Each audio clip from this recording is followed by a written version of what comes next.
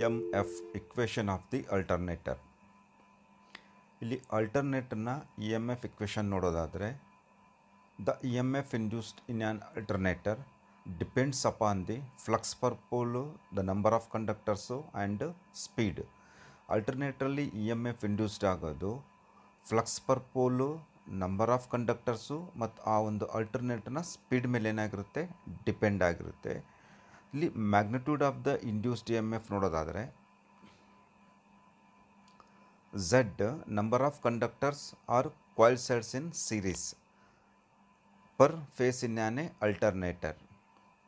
ಇಲ್ಲಿ P ಅಂದರೆ number of poles, ಇಲ್ಲಿ F ಅಂದರೆ frequency of induced EMF in hertz, pi ಅಂದರೆ flux per pole in webers, KF ಅಂದರೆ form factor, so 1.11 if EMF is assumed to be sinusoidal. N ಅಂದರೆ speed of the rotor in revolution per minute. So ನಾವು according to Faraday's law of electromagnetic induction, we have the average EMF induced in a conductor. So ನಾವು Faraday's laws of electromagnetic induction ಪ್ರಕಾರ ಕಂಡಕ್ಟ್ರಲ್ಲಿ ಎಷ್ಟು EMF induced ಆಗಿದೆ ಅಂತ ನೋಡೋದಾದರೆ rate of change of flux linkage, ಅಂದರೆ ಅದು ಎಷ್ಟು ಫ್ಲಕ್ಸ್ ಲಿಂಕ್ ಆಗಿರುತ್ತೋ ಅಥವಾ ಅದು ಎಷ್ಟು ಫ್ಲಕ್ಸನ್ನು ಕಟ್ ಮಾಡಿರುತ್ತೋ, ಸೊ ಅದ್ರ ಮೇಲೆ ಏನಾಗಿರುತ್ತೆ, ಅದು ಡಿಪೆಂಡ್ ಆಗಿರುತ್ತೆ. ಇಲ್ಲಿ dπ/dt.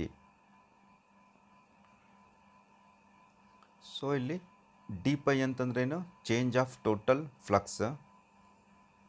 ಇಲ್ಲಿ dt ಅಂತಂದರೆ time duration in which the flux change takes place.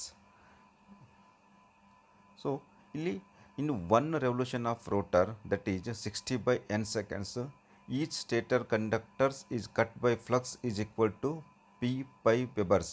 ಅಂದರೆ ಇಲ್ಲಿ ರೋಟರ್ ಒಂದು ರೆವಲ್ಯೂಷನ್ ಆಯ್ತಂದರೆ ಸ್ಟೇಟರ್ ಕಂಡಕ್ಟರ್ ಫ್ಲಕ್ಸನ್ನು ಕಟ್ ಮಾಡಿದ್ದು P/π ವೆಬರ್ಸಿಗೆ ಈಕ್ವಲ್ ಆಗಿರುತ್ತೆ. Hence the change of total flux is equal to dπ. ಇಲ್ಲಿ ಟೋಟಲ್ ಫ್ಲಕ್ಸ್ ಬಂದು ಏನಂತೀವಿ ನಾವಲ್ಲಿ, ಅಥವಾ rate of change of flux ಅಂತ ಕರಿತೀವಿ ನಾವಲ್ಲಿ, dπ ಅಂತ ಕರಿತೀವಿ. ಸೊ ಅದು ಎದಕ್ಕೆ ಈಕ್ವಲ್ ಆಗಿರುತ್ತೆ, ಅದು P/π ವೆಬರ್ಸಿಗೆ ಏನಾಗಿರುತ್ತೆ, ಅದು ಈಕ್ವಲ್ ಆಗಿರುತ್ತೆ. And the time duration in which the flux change takes place. Hence the average EMF induced in a conductor, ಅಂದರೆ ಕಂಡಕ್ಟರ್ ಒಳಗಡೆ ಎವರೇಜ್ EMF ಎಷ್ಟು ಇಂಡ್ಯೂಸ್ಡ್ ಆಗಿದೆ ಅಂತಂದರೆ dπ/dt equivalent to P/60/n volts.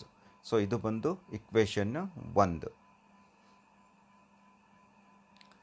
ಇಲ್ಲಿ ಇಕ್ವೇಷನ್ 1ಗೆ substituting the value for n is equivalent to 120f/p.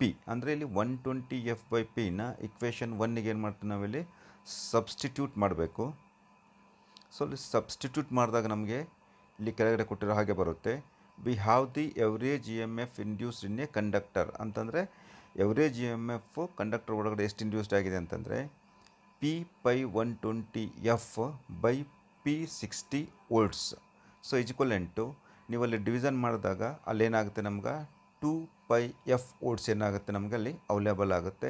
So ಇದು ಬಂದೇನು ಇಕ್ವೇಷನ್ನು 2. If there are Z conductors in series per phase, we have the average EMF per phase. ಅಂದರೆ ನಮಗಲ್ಲಿ number of conductors ಇತ್ತಂದರೆ ಆ number of ಕಂಡಕ್ಟರ್ಸಲ್ಲಿ average EMF per ಫೇಸಲ್ಲಿ ಎಷ್ಟು ನಮಗಲ್ಲಿ induced ಆಗುತ್ತೆ ಅಂದರೆ ಅದು 2πfz ವೋಲ್ಟ್ಸ್. ಆಮೇಲೆ the root mean square value of EMF per phase is equivalent to average value into form factor. ಇಲ್ಲಿ ನೋಡ್ಬೋದು ನೀವು ವಿ ಎವರೇಜ್ ಇಂಟು KF ಅಂದರೆ form factor. So V average into ಅಲ್ಲಿ ಫಾರ್ಮ್ ಫ್ಯಾಕ್ಟರ್ ಬಂದು 1.11.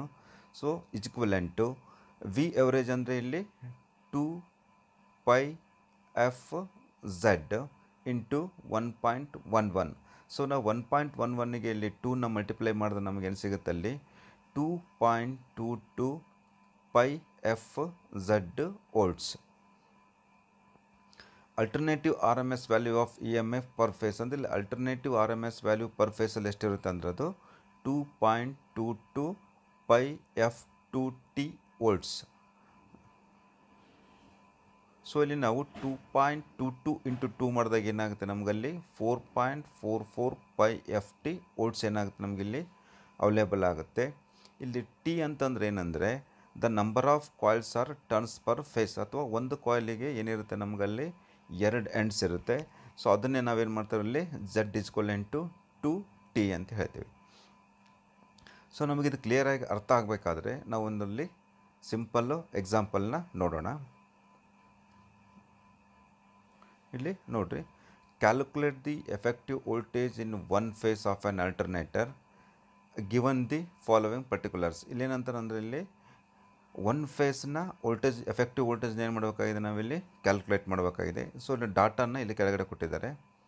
ಇಲ್ಲಿ frequency ಬಂದು 60 ಹರ್ಟ್ಜಸ್ ಇದೆ. ಟರ್ನ್ಸ್ ಪರ್ ಫೇಸ್ ಅಂದರೆ ಟಿ ಬಂದು ಎಷ್ಟಿದೆ ಅಲ್ಲಿ 240 ಇದೆ. ಫ್ಲಕ್ಸ್ ಪರ್ ಪೋಲ್ ಪೈ ಬಂದು ಎಷ್ಟಿದೆ ನಮಗಿಲ್ಲಿ 0.0208 ವೆಬರ್ಸ್ ಇದೆ. ಸೊ ಇಲ್ಲಿ ನಮಗೆ K C by K P and K D values are not given. ಇಲ್ಲಿ K C by K P ಮತ್ತು ಡಿಸ್ಟ್ರಿಬ್ಯೂಷನ್ ಫ್ಯಾಕ್ಟರ್ನ ವ್ಯಾಲ್ಯೂಸ್ ಏನಾಗಿದೆ ನಮಗಿಲ್ಲಿ ಕೊಟ್ಟಿಲ್ಲ. ಸೊ ನಾವು ಅದನ್ನೇನು ಮಾಡೋಕ್ಕಂತಂದರೆ ಈಕ್ವಲ್ ಆಗಿ ನಾವು ಅದನ್ನು ಈಕ್ವಲ್ ಅಂತ ನಾವೇನು ಮಾಡೋಕ್ಕಾಗುತ್ತೆ ಅಲ್ಲಿ ಅಸ್ಯೂಮ್ ಮಾಡೋಕ್ಕಾಗುತ್ತೆ, ಅಂದರೆ ಅದು 1ಗೆ ಈಕ್ವಲ್ ಆಗಿರುತ್ತೆ ಅಂಥೇಳಿ. ಇಲ್ಲಿ ನಮಗೆ ಗೊತ್ತಿದೆ ಇಲ್ಲಿ ವೋಲ್ಟೇಜ್ ಪರ್ ಫೇಸ್. ಸೊ ಇಲ್ಲಿ ವೋಲ್ಟೇಜ್ ಪರ್ ಫೇಸ್ ಆಲ್ರೆಡಿ ನಾವು ಎಮ್ ಎಫ್ ಇಕ್ವೇಷನ್ ನೋಡಿದ್ವಿ. E is equivalent to 4.44 π F T volts. So ನಾವೀಗ ಆ ಒಂದು ಮೇಲೆ ಕೊಟ್ಟಿರ್ತಕ್ಕಂಥ ಫಾರ್ಮುಲಾಗೆ ನಾವು ಕೊಟ್ಟಿರ್ತಕ್ಕಂಥ ಡಾಟಾನ ಏನು ಮಾಡೋಣ ನಾವಲ್ಲಿ ಅಪ್ಲೈ ಮಾಡೋಣ. ಸೊ ಇಲ್ಲಿ 4.44 ಇಂಟು ಫ್ರೀಕ್ವೆನ್ಸಿ ಬಂದು ಎಷ್ಟಿದೆ ನಮಗಲ್ಲಿ 60 ಇದೆ, ಇಂಟು ನಮಗಲ್ಲಿ ಫ್ಲಕ್ಸ್ ಎಷ್ಟಿದೆ ಅಂದರೆ 0.0208 ಫ್ಲಕ್ಸ್ ಇದೆ, ಇಂಟು ಅಲ್ಲಿ ನಮಗೆ ಟರ್ನ್ಸ್ ಪರ್ ಫೇಸ್ ಬಂದು ಎಷ್ಟಿದೆ ಟಿ ಬಂದು ಎಷ್ಟಿದೆ ನಮಗಲ್ಲಿ 240 ಇದೆ. ಸೊ ನಾವೇನು ಮಾಡ್ತೀವಿ ಅಂದರೆ ಅಲ್ಲಿ 240 ವ್ಯಾಲ್ಯೂಸನ್ನು ಹಾಕ್ಕೊಂಡು ನಾವು ಇದನ್ನು ಮಲ್ಟಿಪ್ಲೈ ಮಾಡಿದ್ರೆ ನಮಗೇನು ಸಿಗುತ್ತೆ ಇಲ್ಲಿ 1329.86 ಅಥವಾ 1330 ವೋಲ್ಟ್ಸ್ ಏನಾಗುತ್ತೆ ನಮಗಿಲ್ಲಿ ಆ ಒಂದು ಒನ್ ಫೇಸಲ್ಲಿ ಎಫೆಕ್ಟಿವ್ ವೋಲ್ಟೇಜ್ ಏನಾಗುತ್ತೆ ನಮಗಲ್ಲಿ ಸಿಗುತ್ತೆ. ಸೊ ಅದೇ ರೀತಿಯಾಗಿ ನಾವು ಇನ್ನೊಂದು ಎಕ್ಸಾಂಪಲ್ ನೋಡೋಣ. So the following information given in connection with a 3 phase alternator. So ಇಲ್ಲಿ 3 ಫೇಸ್ ಆಲ್ಟರ್ನೇಟರ್ಗೆ ಸಂಬಂಧಪಟ್ಟಂಗೆ ಇಲ್ಲಿ ಕೆಳಗಡೆ ಏನು ಕೊಟ್ಟಿದ್ದಾನೆ ಅಂದರೆ ನಮಗಲ್ಲಿ ಡಾಟಾನ ಕೊಟ್ಟಿದ್ದಾನೆ. ಮೊದಲು ನೋಡೋಣ, ಇಲ್ಲಿ ಸ್ಲಾಟ್ಸ್ ಬಂದು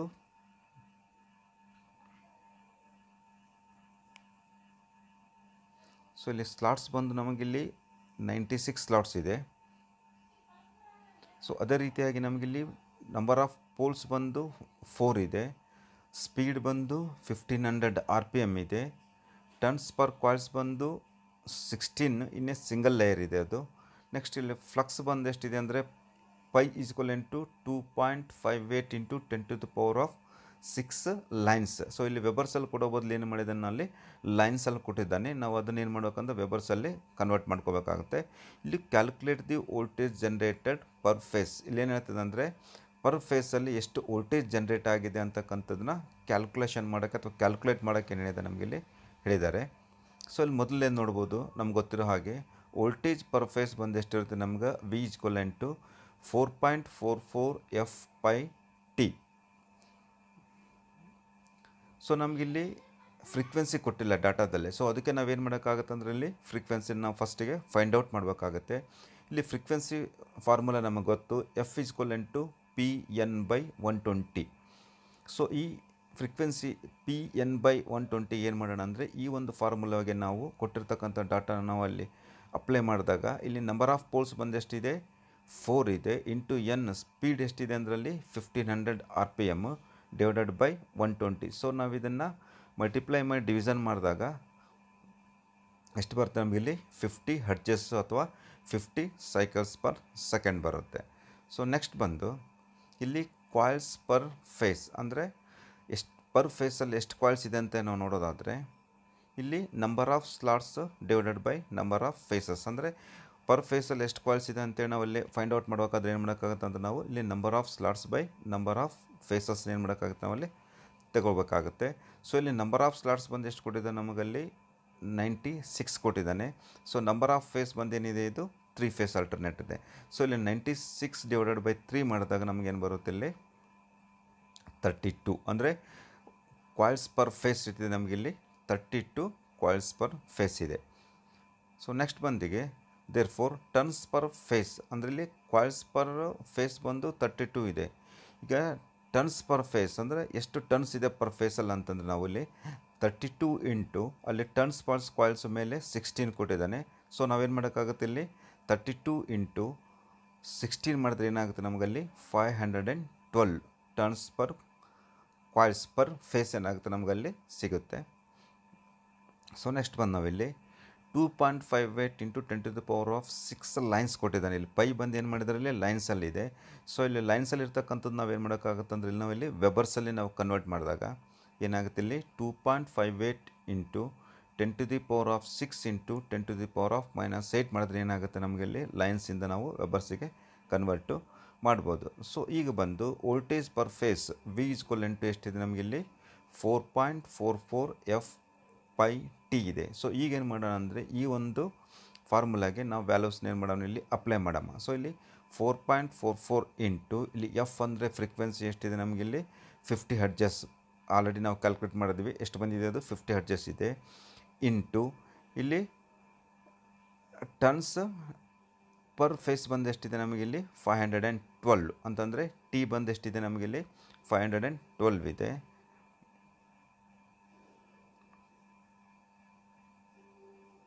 ಸೊ ನೆಕ್ಸ್ಟ್ ಬಂದು ಇಲ್ಲಿ ಪೈ ಬಂದು ಎಷ್ಟಿದೆ 2.58 ಇಂಟು 10⁻⁶ ಇಂಟು 10⁻⁻8. ಸೊ ನಮಗೆ ಎಷ್ಟು ವೋಲ್ಟೇಜ್ ಬರುತ್ತೆ ಇಲ್ಲಿ ಅಂದರೆ 2932 ವೋಲ್ಟ್ಸ್.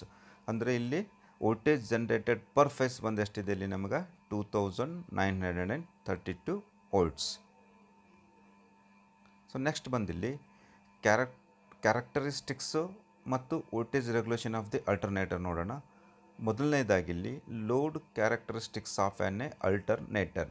ಸೊ ಇಲ್ಲಿ ಅಲ್ಟರ್ನೇಟರ್ನ ಲೋಡ್ ಕ್ಯಾರೆಕ್ಟರಿಸ್ಟಿಕ್ಸ್ ನೋಡೋದಾದರೆ as the load on the alternator is changed is terminal voltage is also found to change. ಇಲ್ಲಿ ಅಲ್ಟರ್ನೇಟ್ರಲ್ಲಿ ಲೋಡ್ ಚೇಂಜ್ ಆಯ್ತಂದರೆ ಆ ಅಲ್ಟರ್ನೇಟರ್ನ ಟರ್ಮಿನಲ್ ವೋಲ್ಟೇಜ್ ಸಮೇತ ಏನಾಗುತ್ತೆ ಚೇಂಜ್ ಆಗುತ್ತೆ. ಯಾಕಂತಂದರೆ ಇಲ್ಲಿ ಆ ಒಂದು ಅಲ್ಟರ್ನೇಟ್ರಲ್ಲಿ ಏನಾಗುತ್ತೆ ನಮಗಲ್ಲಿ ವೋಲ್ಟೇಜ್ ಡ್ರಾಪ್ ಆಗುತ್ತೆ. ಸೊ ಅಲ್ಲಿ ಅಲ್ಟರ್ನೇಟ್ರಲ್ಲೇ ವೋಲ್ಟೇಜ್ ಡ್ರಾಪ್ ಆಗೋದ್ರಿಂದ ನಮಗೇನಾಗುತ್ತೆ ಅಲ್ಲಿ ಟರ್ಮಿನಲ್ ವೋಲ್ಟೇಜ್ ಏನಾಗುತ್ತೆ ರೆಡ್ಯೂಸ್ ಆಗುತ್ತೆ. ಈಗ ಇಲ್ಲಿ ಅಲ್ಟರ್ನೇಟ್ರಲ್ಲಿ ಯಾಕೆ ನಮಗೆ ವೋಲ್ಟೇಜ್ ರೆಡ್ಯೂಸ್ ಆಗುತ್ತೆ ಅಂದರೆ ಬಿಕಾಸ್ ಆಫ್ ಆರ್ಮೇಚರ್ ರೆಸಿಸ್ಟೆನ್ಸು. ಇಲ್ಲಿ ಆರ್ಮೇಚರಲ್ಲಿ ರೆಸಿಸ್ಟೆನ್ಸ್ ಇರೋದ್ರಿಂದನೂ ಸಮೇತ ಏನಾಗುತ್ತೆ ನಮಗಲ್ಲಿ ವೋಲ್ಟೇಜ್ ಡ್ರಾಪ್ ಆಗುತ್ತೆ. ಸೊ ಆರ್ಮೇಚರ್ ಲೀಕೇಜ್ ರಿಯಾಕ್ಟೆನ್ಸ್ ಮತ್ತು voltage drop due to armature reaction, ಈ ಮೂರು ಕಾರಣಗಳಿಂದ ನಮ್ಗೆ ಅಲ್ಟರ್ನೇಟ್ರಲ್ಲಿ ಏನಾಗುತ್ತೆ ಅಂದರೆ ನಮಗಲ್ಲಿ EMF ರೆಡ್ಯೂಸ್ ಆಗುತ್ತೆ. ಸೊ ಇಲ್ಲಿ ಮೊದಲನೇದಾಗಿ ಆರ್ಮೇಚರ್ ರೆಸಿಸ್ಟೆನ್ಸ್ ನೋಡೋಣ. Voltage drop in armature resistance. Resistance of the each phase winding of the alternator causes a voltage drop in the alternator and it is equal to IPRA. ಅಂದರೆ ಇಲ್ಲಿ ಅಲ್ಟರ್ನೇಟರ್ನ each ವೈಂಡಿಂಗಲ್ಲಿ ನಮಗಲ್ಲಿ ಏನಿರುತ್ತೆ ಅಂದರೆ resistance ಇರುತ್ತೆ. So ಈ resistance ಇರೋದ್ರಿಂದ ಏನಾಗುತ್ತೆ ನಮಗಲ್ಲಿ voltage drop ಆಗುತ್ತೆ. ಸೊ ಅದು ಎದಕ್ಕೆ ಈಕ್ವಲ್ ಆಗಿರುತ್ತೆ ಅಂದರೆ IP ಇಂಟು RAಗೆ. ಸೊ ಇಲ್ಲಿ IP ಅಂದರೆ ಫೇಸ್ ಕರೆಂಟು ಮತ್ತು ಇಲ್ಲಿ RA ಅಂತಂದರೆ ರೆಸಿಸ್ಟೆನ್ಸ್ ಪರ್ ಫೇಸ್. ಸೊ ಅಲ್ಲಿ ಈಚ್ 3 ಫೇಸ್ ಇತ್ತಂದರೆ ಆ 3 ಫೇಸಲ್ಲಿರ್ತಕ್ಕಂಥ ವೈಂಡಿಂಗಲ್ಲಿರ್ತಕ್ಕಂಥ ರೆಸಿಸ್ಟೆನ್ಸ್ನ ಏನು ಮಾಡ್ತೀವಿ ನಾವಿಲ್ಲಿ RA ಅಂತ ಏನು ಮಾಡ್ತೀವಿ ನಾವಿಲ್ಲಿ ತೊಗೊಳ್ತೇವೆ. ಸೊ ಇಲ್ಲಿ ಎರಡನೇದು ಬಂದು ಆರ್ಮೇಚರ್ ಲೀಕೇಜ್ ರಿಯಾಕ್ಟೆನ್ಸ್. ಸೊ ಇಲ್ಲಿ voltage drop in armature leakage reactance. So ಇಲ್ಲಿ ಆರ್ಮೇಚರ್ ಲೀಕೇಜ್ ರಿಯಾಕ್ಟೆನ್ಸ್ ಇರೋದ್ರಿಂದ ಸಹ ನಮಗೇನಾಗುತ್ತೆ ಈ ಒಂದು ಅಲ್ಟರ್ನೇಟರಲ್ಲಿ ವೋಲ್ಟೇಜ್ ಡ್ರಾಪ್ ಆಗಿರುತ್ತೆ. ಸೊ ಇಲ್ಲಿ ಆರ್ಮೇಚರ್ ಲೀಕೇಜ್ ರಿಯಾಕ್ಟೆನ್ಸ್ ಅಂದರೆ ಏನಂತೇಳಿ ಈಗ ನೋಡೋಣ. When the flux is set up in the alternator due to the current flow in the armature conductors, some amount of flux strays out rather than the crossing the air gap. These fluxes are known as a leakage fluxes. ಇಲ್ಲಿ ನೋಡ್ಬೋದು, ಯಾವಾಗ ನಾವು armature ಕಂಡಕ್ಟರ್ಸ್ಗೆ current flow ಆಯ್ತಂದರೆ ಅಲ್ಲಿ armature conductors ಒಳಗಡೆ ಏನಾಗುತ್ತೆ, ನಮಗಲ್ಲಿ flux ಏನಾಗುತ್ತೆ, ಅಲ್ಲಿ ಸೆಟಪ್ ಆಗುತ್ತೆ. ಸೊ ಆ ಫ್ಲಕ್ಸ್ ಇಲ್ಲಿ ಏರ್ ಗ್ಯಾಪಲ್ಲಿ ಕ್ರಾಸಿಂಗ್ ಆಗೋದ್ರ ಜೊತೆಗೆ ಏನಾಗುತ್ತೆ ಅಂದರೆ ಸ್ವಲ್ಪ ಫ್ಲಕ್ಸ್ ಏನಾಗುತ್ತೆ ಅಲ್ಲಿ ನಮಗೆ ಸ್ಟ್ರೇ ಔಟ್ ಆಗುತ್ತೆ ಅಥವಾ ಅಲ್ಲಿ ಏನಾಗುತ್ತೆ ಲೀಕ್ ಆಗುತ್ತೆ. ಸೊ ಇದನ್ನೇನಂತೀವಿ ನಾವು ಲೀಕೇಜ್ ಫ್ಲಕ್ಸಸ್ ಅಂತ ಏನು ಮಾಡ್ತೀವಿ ನಾವು ಕರಿತೀವಿ. ಈ ಫ್ಲಕ್ಸಸ್ಸಲ್ಲಿ ಬಂದು ಲೀಕೇಜ್ ಫ್ಲಕ್ಸಸ್ಸಲ್ಲಿ ಬಂದು 2 ಟೈಪ್ಸ್ ಇದೆ. ನೀವು ಇಲ್ಲಿ ಡಯಾಗ್ರಾಮಲ್ಲಿ ನೋಡ್ಬೋದು.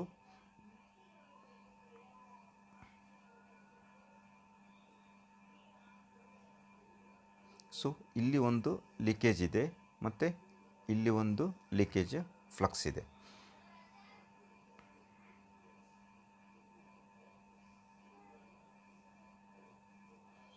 ನೆಕ್ಸ್ಟ್ ಬಂದಿಲ್ಲಿ voltage drop due to armature reaction. ಈ ಆರ್ಮೇಚರ್ ರಿಯಾಕ್ಷನಿಂದ ಸಹ ನಮಗೇನಾಗುತ್ತೆ, ಇಲ್ಲಿ ವೋಲ್ಟೇಜ್ ಡ್ರಾಪ್ ಆಗುತ್ತೆ. ಇಲ್ಲಿ ನೋಡ್ಬೋದು, voltage drop due to armature reaction. The armature reaction is an alternator is similar to D C generator. So ಇಲ್ಲಿ ಅಲ್ಟರ್ನೇಟರ್ನ ಆರ್ಮೇಚರ್ ರಿಯಾಕ್ಷನ್ನು ಮತ್ತು ಡಿ ಸಿ ಜನರೇಟರ್ಸ್ನ ಆರ್ಮೇಚರ್ ರಿಯಾಕ್ಷನ್ನು ಸಿಮಿಲರ್ ಆಗಿರುತ್ತೆ. ಬಟ್ ಇಲ್ಲೇನಾಗುತ್ತೆ ಅಂದರೆ the load power factor has considerable effect on the armature reaction in the alternator. ಇಲ್ಲಿ ಅಲ್ಟರ್ನೇಟರ್ ನಾವೇನು ಮಾಡ್ತೀವಿ ಅಂತಂದರೆ ಇಲ್ಲಿ ಪವರ್ ಫ್ಯಾಕ್ಟರ್ ಸಮೇತ ಏನು ಮಾಡ್ತೀವಿ, ನಾವಿಲ್ಲಿ ಕನ್ಸಿಡರ್ ಮಾಡ್ತೀವಿ. ಈ ಪವರ್ ಫ್ಯಾಕ್ಟರ್ಸಲ್ಲಿ ನಮಗೇನು ಬರುತ್ತೆ, ಇಲ್ಲಿ unity power factor, unity, zero lagging ಮತ್ತು ಜೀರೋ ಲೀಡಿಂಗ್ ಇರುತ್ತೆ. ಇಲ್ಲಿ ಯುನಿಟಿ ಪವರ್ ಫ್ಯಾಕ್ಟರ್ ತಂದರೆ ಏನಾಗುತ್ತಂದರೆ at unity power factor the effect of armature reaction is only cross magnetising, hence there will be some distortion of the magnetic field. ಇಲ್ಲಿ unity power factor ತಂದರೆ ಇಲ್ಲಿ armature reaction effect ಏನಾಗುತ್ತೆ ಅಂದರೆ ಅಲ್ಲಿ cross magnetising ಆಗುತ್ತೆ. So ಈ cross magnetising ಆಗೋದ್ರಿಂದ ಏನಾಗುತ್ತೆ ಅಂದರೆ ನಮ್ಗೆ ಮ್ಯಾಗ್ನೆಟಿಕ್ ಫೀಲ್ಡ್ ಏನಾಗುತ್ತೆ, ಡಿಸ್ಟ್ರೋಷನ್ ಆಗುತ್ತೆ. ಇನ್ನು ಜೀರೋ ಲ್ಯಾಗಿಂಗ್ ಇತ್ತಂದರೆ, but in the case of zero lagging power factor the effect of armature reaction will be demagnetising. To compensate this demagnetizing effect, the field excitation current needs to be increased. ಇಲ್ಲಿ ನೋಡ್ರಿ, zero lagging power factor ತಂದರೆ ಇಲ್ಲಿ armature effect ಏನಾಗುತ್ತೆ ಅಂದರೆ demagnetising ಆಗುತ್ತೆ. So ಈ demagnetising ಆಗೋದ್ರಿಂದ ಏನಾಗುತ್ತೆ, ನಮಗಲ್ಲಿ ವೋಲ್ಟೇಜು ಡ್ರಾಪ್ ಆಗ್ತಕ್ಕಂಥ ಚಾನ್ಸಸ್ ಇರುತ್ತೆ. ಸೊ ಈ ಡಿಮ್ಯಾಗ್ನೆಟೈಸಿಂಗ್ನ ನಾವು ಸರಿದೂಗಿಸ್ಬೇಕಂದ್ರೆ ಇಲ್ಲಿ ಫೀಲ್ಡ್ ಎಕ್ಸಿಸ್ಟೇಷನ್ ಕರೆಂಟ್ನ ಏನು ಮಾಡೋಕ್ಕಾಗುತ್ತೆ, ನಾವು ಅಲ್ಲಿ ಇನ್ಕ್ರೀಸ್ ಮಾಡಬೇಕಾಗುತ್ತೆ. ಸೊ ಈ ಫೀಲ್ಡ್ ಎಕ್ಸಿಸ್ಟೇಷನ್ನ ಕರೆಂಟ್ ಇನ್ಕ್ರೀಸ್ ಮಾಡೋದ್ರ ಮುಖಾಂತರ ನಾವೇನು ಮಾಡ್ಬೋದು, ಅಲ್ಲಿ ವೋಲ್ಟೇಜನ್ನು ಅಥವಾ ವೋಲ್ಟೇಜ್ ವ್ಯಾಲ್ಯೂನ ಏನು ಮಾಡ್ಬೋದು, ನಾವು ಕಾನ್ಸ್ಟೆಂಟಾಗಿ ಮೇಂಟೈನ್ ಮಾಡ್ಬೋದು. ಇಲ್ಲಿ ಝೀರೋ ಲೀಡಿಂಗ್. ಸೊ ಇಲ್ಲಿ ಝೀರೋ ಲೀಡಿಂಗಲ್ಲಿ ನೋಡೋದಾದರೆ the effect of armature reaction due to zero leading power factor will be magnetizing to compensate the increased induced EMF and to keep the constant values of the voltage. Due to this additional magnetizing effect, the field excitation current has to be decreased. So ಇದು zero ಲ್ಯಾಗಿಂಗ್ಗೆ exact ಏನಿದೆ opposite ಇದೆ. ಇಲ್ಲಿ zero ಲೀಡಿಂಗಲ್ಲಿ ಏನು armature effect ಆಗುತ್ತೆ ಅಂದರೆ ನಮಗಿಲ್ಲಿ magnetising ಆಗುತ್ತೆ. So ಇಲ್ಲಿ ಮ್ಯಾಗ್ನೆಟೈಸಿಂಗ್ ಆಗೋದ್ರಿಂದ ಏನಾಗುತ್ತೆ, ನಮಗಿಲ್ಲಿ ಔಟ್ಪುಟ್ ವೋಲ್ಟೇಜು ಜಾಸ್ತಿ ಆಗುತ್ತೆ. ಈ ಔಟ್ಪುಟ್ ವೋಲ್ಟೇಜು ಜಾಸ್ತಿ ಆಗೋದನ್ನು ನಾವು ಅಥವಾ ಕಾನ್ಸ್ಟೆಂಟ್ ವ್ಯಾಲ್ಯೂ ಆಫ್ ವೋಲ್ಟೇಜನ್ನ ಮೇಂಟೈನ್ ಮಾಡ್ಬೇಕಾದ್ರೆ ನಾವಿಲ್ಲಿ ಏನು ಮಾಡೋಕ್ಕಾಗುತ್ತೆ ಅಂದರೆ ಫೀಲ್ಡ್ ಎಕ್ಸಿಸ್ಟೇಷನ್ ಕರೆಂಟನ್ನು ಏನು ಮಾಡೋಕ್ಕಾಗುತ್ತೆ, ನಾವಿಲ್ಲಿ ರೆಡ್ಯೂಸ್ ಮಾಡಬೇಕಾಗುತ್ತೆ. ಇಲ್ಲಿ effect of armature resistance and reactance in the alternator. So ಇಲ್ಲಿ ವೆಕ್ಟರ್ ಡಯಾಗ್ರಾಮಲ್ಲಿ ನೋಡೋಣ ಆರ್ಮೇಚರ್ ರೆಸಿಸ್ಟೆನ್ಸು ಮತ್ತು ರಿಯಾಕ್ಟೆನ್ಸಿಂದ ಯಾವ ರೀತಿ ನಮಗೆ ಇಲ್ಲಿ ವೋಲ್ಟೇಜು ಡ್ರಾಪ್ ಆಗುತ್ತೆ ಅಂಥೇಳಿ. The induced EMF per phase alternator reduced by the effect of armature resistance and reactance drops. Already ನಾವು ಸ್ಟಡಿ ಮಾಡಿದಾಗೆ ಇಲ್ಲಿ ಎಫೆಕ್ಟ್ ಆಫ್ ಆರ್ಮೇಚರ್ ರೆಸಿಸ್ಟೆನ್ಸು ಮತ್ತು ರಿಯಾಕ್ಟೆನ್ಸಿಂದ ಏನಾಗುತ್ತೆ, ಅಲ್ಟರ್ನೇಟರಲ್ಲಿ ವೋಲ್ಟೇಜ್ ಏನಾಗುತ್ತೆ, ನಮಗಲ್ಲಿ ರೆಡ್ಯೂಸ್ ಆಗುತ್ತೆ. ಸೊ ಇಲ್ಲಿ ಫೇಸರ್ ಡಯಾಗ್ರಾಮು ಅಥವಾ ವೆಕ್ಟೋರಿಕಲ್ಲಿ ನೀವು ಇಲ್ಲಿ ನೋಡ್ಬೋದು. ಸೊ ಇಲ್ಲಿ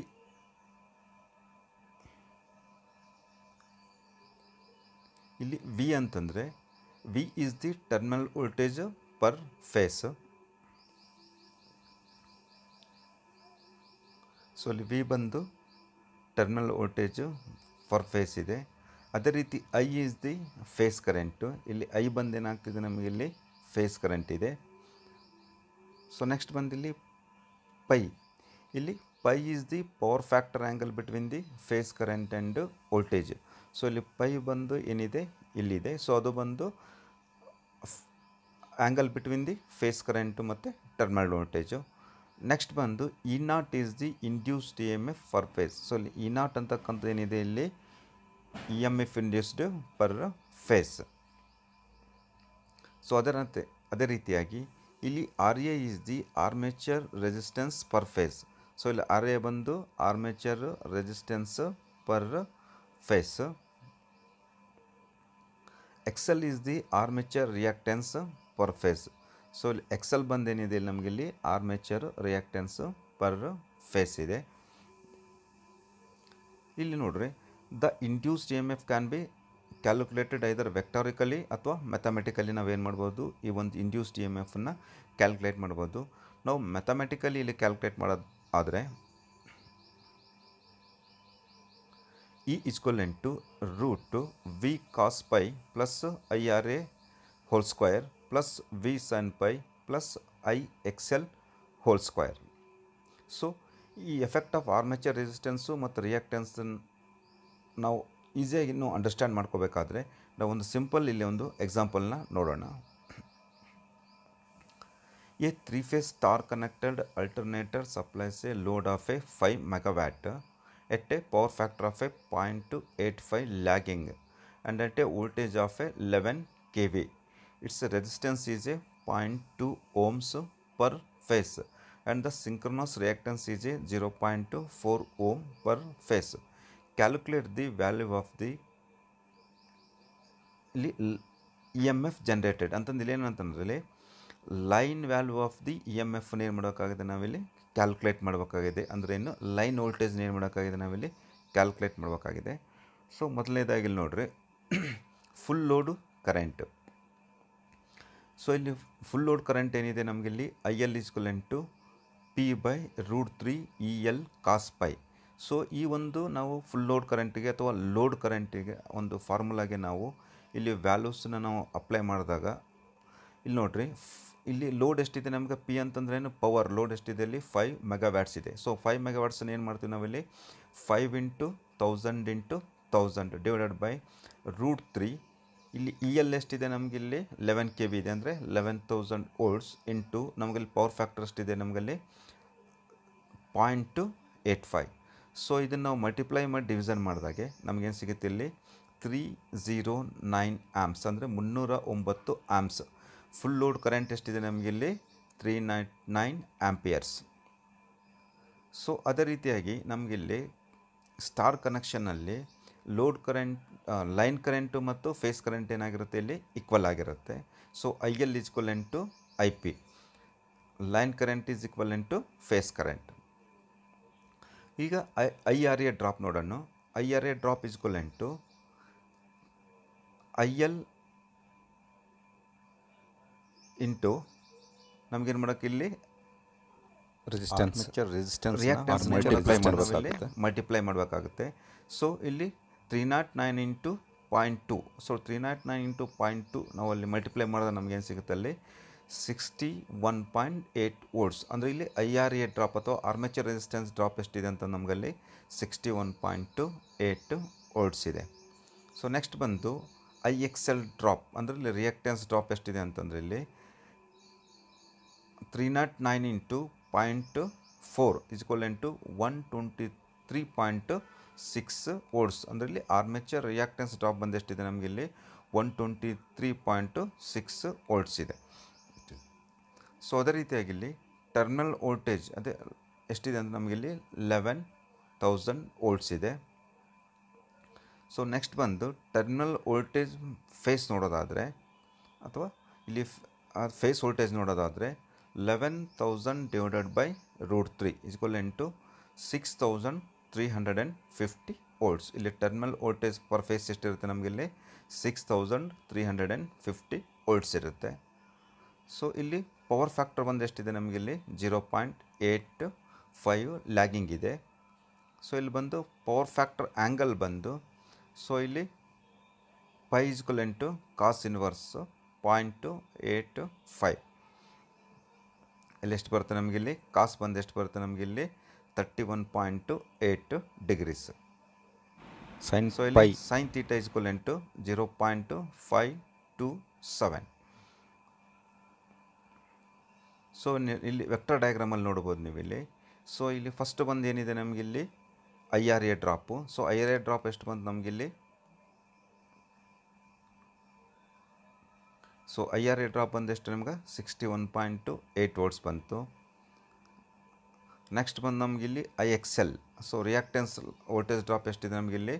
123.6 ವೋಲ್ಟ್ಸ್ ಇದೆ.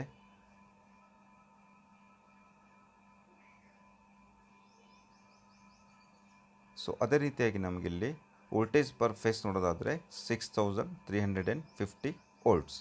ಸೊ ಈಗ ಬಂದು ನಾವು ಇಲ್ಲಿ E0 is equivalent to root V cos pi plus IRA whole square plus V sin pi plus IXL whole square. So root ಇಲ್ಲಿ ನಮ್ಗೆ ಆಲ್ರೆಡಿ ನಮಗೆ ಇಲ್ಲಿ ವ್ಯಾಲ್ಯೂಸ್ ಬಂದಿದೆ 6350 ಇಂಟು ಇಲ್ಲಿ ಪವರ್ ಫ್ಯಾಕ್ಟರ್ ಬಂದು ಎಷ್ಟಿದೆ ನಮಗೆ ಇಲ್ಲಿ ಕಾಸ್ ಪೈ ಎಷ್ಟಿದೆ 0.85 ಪ್ಲಸ್ ಇಲ್ಲಿ IRA ಡ್ರಾಪ್ ಬಂದು ಎಷ್ಟು ಬಂದು ನಮಗಿಲ್ಲಿ 61.8 ಹೋಲ್ ಸ್ಕ್ವೇರ್ ಪ್ಲಸ್ 6350 ಇಂಟು ಇಲ್ಲಿ ನಮಗೆ ಸೈನ್ ಪೈ ಎಷ್ಟಿದೆ ನಮಗಿಲ್ಲಿ 0.527 ಪ್ಲಸ್ ನಮಗೆ ರಿಯಾಕ್ಟೆನ್ಸ್ ಡ್ರಾಪ್ ಬಂದು ಎಷ್ಟಿತ್ತು ನಮಗಲ್ಲಿ 123.6 ಹೋಲ್ ಸ್ಕ್ವೇರ್. ಸೊ ನಾವು ಇದನ್ನು ಮಲ್ಟಿಪ್ಲಿಕೇಶನ್ ಇಕ್ವೇಷನ್ನ ಸಾಲ್ವ್ ಮಾಡಿದಾಗ ನಮಗೆ ಏನಾಗುತ್ತೆ ಇಲ್ಲಿ 6468.787 ವೋಲ್ಟ್ಸ್ ಬರುತ್ತೆ. ಸೊ ಇಲ್ಲಿ ಲೈನ್ ವೋಲ್ಟೇಜ್ ಬಂದು ನಮಗಿಲ್ಲಿ ಇಲ್ಲಿ ಏನು ಹೇಳಿದ್ದಾರೆ ಅಂದರೆ ನಮಗಿಲ್ಲಿ calculate the line value of the EMF generated ಅಂತನ. ಸೊ ಇಲ್ಲಿ ಲೈನ್ ವೋಲ್ಟೇಜ್ ಬಂದು √3 into EP equivalent √3 into so ಇಲ್ಲಿ 6469 ಅಂತಂದ್ರೆ ನಮಗಿಲ್ಲಿ ಎಷ್ಟು ಬಂತು? ನಮಗಿಲ್ಲಿ ಫೇಸ್ ವೋಲ್ಟೇಜ್ ಬಂದು 6469 √3 ಮಲ್ಟಿಪ್ಲೈ ಮಾಡಿದಾಗ ಏನಾಗುತ್ತೆ ನಮಗಿಲ್ಲಿ 11204 ವೋಲ್ಟ್ಸ್. ಅಂದರೆ ಲೈನ್ ವ್ಯಾಲ್ಯೂ ಅಥವಾ ಲೈನ್ ವೋಲ್ಟೇಜ್ ಎಷ್ಟಿದೆ ಅಂತಂದರೆ ಇಲ್ಲಿ 11204 ವೋಲ್ಟ್ಸ್. ಸೊ ನೆಕ್ಸ್ಟ್ ಬಂದಿಲ್ಲಿ ವೋಲ್ಟೇಜ್ ರೆಗ್ಯುಲೇಷನ್ ಆಫ್ ಆಲ್ಟರ್ನೇಟರ್ ನೋಡೋದಾದರೆ the EMF induced by the alternator reduce when load is increased. The terminal voltage is reduced. So ಇಲ್ಲಿ ನೋಡ್ರಿ ನಾವು ಇಲ್ಲಿ ಅಲ್ಟರ್ನೇಟ್ರಲ್ಲಿ EMF ಇಂಡ್ಯೂಸ್ಡ್ ಆಗುತ್ತೆ. ಸೊ ಯಾವಾಗ ನಮಗಲ್ಲಿ ಲೋಡನ್ನು ಇನ್ಕ್ರೀಸ್ ಮಾಡಿದರೆ ಆ ಒಂದು ಅಲ್ಟರ್ನೇಟರ್ ಟರ್ಮಿನಲ್ ವೋಲ್ಟೇಜ್ ಏನಾಗುತ್ತೆ ನಮಗಲ್ಲಿ ರೆಡ್ಯೂಸ್ಡ್ ಆಗುತ್ತೆ. ಸೊ ಅಥವಾ ಇನ್ನೊಂದು ಅರ್ಥದಲ್ಲಿ ಹೇಳೋದಾದರೆ the controlling of field excitation is called the voltage regulation. So ಇಲ್ಲಿ ಫೀಲ್ಡ್ ಎಕ್ಸಿಸ್ಟೇಷನ್ನ ಕಂಟ್ರೋಲ್ ಮಾಡೋದಕ್ಕೆ ಏನಂತೀವಿ ನಾವಿಲ್ಲಿ ವೋಲ್ಟೇಜು ರೆಗ್ಯುಲೇಷನ್ ಅಂತೇಳಿ ನಾವು ಕರಿತೀವಿ. ಆಲ್ರೆಡಿ ನಾವಲ್ಲಿ unity power factor, leading power factor ಮತ್ತು ಲ್ಯಾಗಿಂಗ್ ಪವರ್ ಫ್ಯಾಕ್ಟ್ರಲ್ಲಿ ಯಾವ ರೀತಿ ನಮಗಲ್ಲಿ ಕ್ರಾಸ್ ಮ್ಯಾಗ್ನೆಟೈಸಿಂಗು, ಡಿಮ್ಯಾಗ್ನೆಟೈಸಿಂಗು ಮತ್ತು ಮ್ಯಾಗ್ನೆಟೈಸಿಂಗ್ ಆಗೋದ್ರಿಂದ ಏನಾಗ್ತಿತ್ತು ಅಂದ್ರೆ ನಮಗಲ್ಲಿ ವೋಲ್ಟೇಜು ವೇರಿಯೇಷನ್ ಆಗ್ತಿತ್ತು. ಸೊ ಅಲ್ಲಿ ವೋಲ್ಟೇಜನ್ನು ನಾವು ಕಂಟ್ರೋಲ್ ಮಾಡಬೇಕಾದ್ರೆ ಏನು ಮಾಡ್ತೀವಿ ಅಂದರೆ ನಾವು ಅಲ್ಲಿ ಎಕ್ಸಿಸ್ಟೇಷನ್ ಕರೆಂಟ್ ಇನ್ಕ್ರೀಸ್ ಮತ್ತು ಡಿಕ್ರೀಸ್ ಮಾಡ್ತೀವಿ. ಆ ರೀತಿಯಾಗಿ ನಾವಿಲ್ಲಿ ಎಕ್ಸಿಸ್ಟೇಷನ್ ಕಂಟ್ರೋಲ್ ಮಾಡೋದಕ್ಕೆ ಏನಂತೀವಿ ನಾವಿಲ್ಲಿ ವೋಲ್ಟೇಜ್ ರೆಗ್ಯುಲೇಷನ್ ಅಂತೇಳಿ ಕರಿತೀವಿ. ಸೊ ಈ ಒಂದು ವೋಲ್ಟೇಜ್ ರೆಗ್ಯುಲೇಷನ್ನ ಇಕ್ವೇಷನ್ ನೋಡೋದಾದರೆ it is expressed as a percentage. So ಇಲ್ಲಿ ವೋಲ್ಟೇಜ್ ರೆಗ್ಯುಲೇಷನ್ ನಾವು ಇಲ್ಲಿ ಪರ್ಸೆಂಟೇಜಲ್ಲಿ ಏನು ಮಾಡ್ತೀವಿ ನಾವು ಎಕ್ಸ್ಪ್ರೆಸ್ ಮಾಡ್ತೀವಿ.